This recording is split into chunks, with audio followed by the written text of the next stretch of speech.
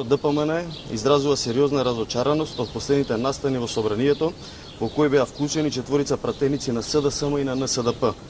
Од тоа што јавноста имаше можност да забележи на снимките од собраниските сигурносни камери, очигледно е дека станува збор за физички судир, кој го предизвикуваат четворица пратеници на СДСМ и на НСДП со личности кои како дел од јавната администрација не правеле ништо друго, освен што извршувале својата работна задача.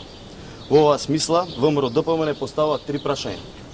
Под еден, за какво ниво на политичка култура говори координаторката на СДСМ и останатите пратеници од СДСМ и од НСДП, кога решавањето на одредена дилема што тие имале, наместо со разговор, ја решаваат со конфронтации, тегнења, закани и некултурни расправи насочени кон личност која извршува својата работна задача. Второ, дали со ваквиот однос делови од опозицијата не испраќаат сигнали до своите гласачи, кои утре на некое друго место за некаква друга работа, поучени од односот на своите водачи во СДСМ и во НСДП, нема некои локални недоразбирања, повторно да ги решаваат со тегнења, со закани и со гурања, односно со насилство. И трето, како СДСМ и НСДП мислат да влијаат врз динамиката на европскиот интегративен процес на Република Македонија, зашто, како што велат, толку многу се залагаат, кога со ваквиот насилнички однос испратија порака до Брисел дека во македонската демократија недоразбирањата, опозицијата не ги решава со диалог, туку со физичко насилство.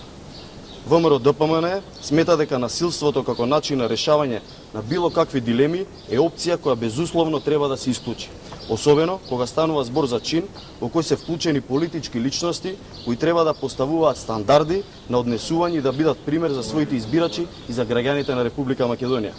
ВМРО ДПМН и во иднина со својот однос ќе унапредува културата на диалог и аргументираната дебата во функција на решавање на проблемите и совладување на предизвиците пред кои е исправена Република Македонија.